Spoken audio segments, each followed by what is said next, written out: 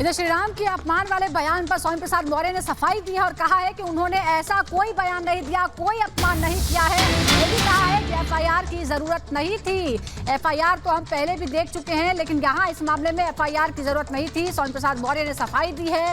एक कार्यक्रम के दौरान उन्होंने एक टिप्पणी की जिसकी वजह से उनके खिलाफ एफआईआर कराई गई है। श्री राम को लेकर उन्होंने आपत्तिजनक बयान दिया था। श्री राम नारे को लेकर एक आपत्तिजनक बयान दिया था।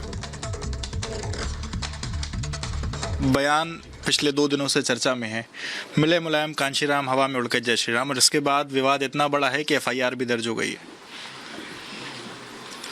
बहरहाल इसमें कोई आपराधिक कृत्य इसलिए नहीं बनता कि पूर्व में दिए गए किसी नारे का हवाला देना वो आपराधिक कृत्य नहीं है, और न किसी की भावना को चोट करने के लिए नारा दिया गया था, बल्कि मिसाल के तौर पर समसामयिक परिस्थितियों में उस नारे का उदाहरण दिया गया था। इसके बावजूद जो भी एफआईआर हुई है उसकी एक कानूनी प्रक्रिया होती है। कानूनी प्रक्रिया के माध्यम से उस मामले का हम हल करने की कोशिश करेंगे। उसको हम राजनीतिक मुद्दा नहीं बनाएंगे। सर, 1990 के दशक का ये नारा था, उसकी आज के परिप्रेक्ष्य में क्या जरूरत पड़ गई?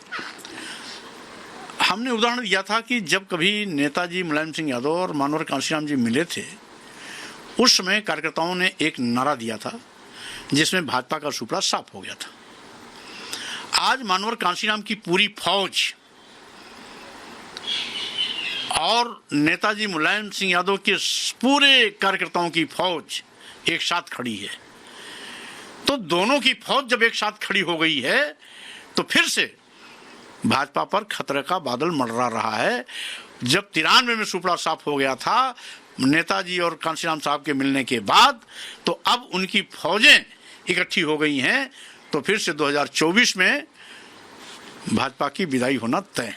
पर इसको लेकर के जिस तरीके से बजरंग दल की बात की, विश्व हिंदू परिषद की बात की जाए, वो कह रहे हैं आपने राम का अपमान किया। इसके पहले भी रामचरितमानस को लेकर के आपके ऊपर तमाम बातें कही गई। वापस से कहा जा रहा है कि आपने राम का अपमान तो रामचरितमानस एक महाकाव्य है। हमने उस महाकाव्य का कोई विरोध नहीं किया। कुछ चौपाइयों के अंश का हवाला दिया था जिस पर मैं आज भी अडिग हूं। हम आज़ादी के बाद भारतीय संविधान लागू होने पर महिलाओं को मारने, पीटने, प्रताड़ित करने का पात्र नहीं कह सकते हैं। जाति सूचक शब्दों का प्रयोग कर हम किसी को नीच और अधम नहीं कह सकते हैं।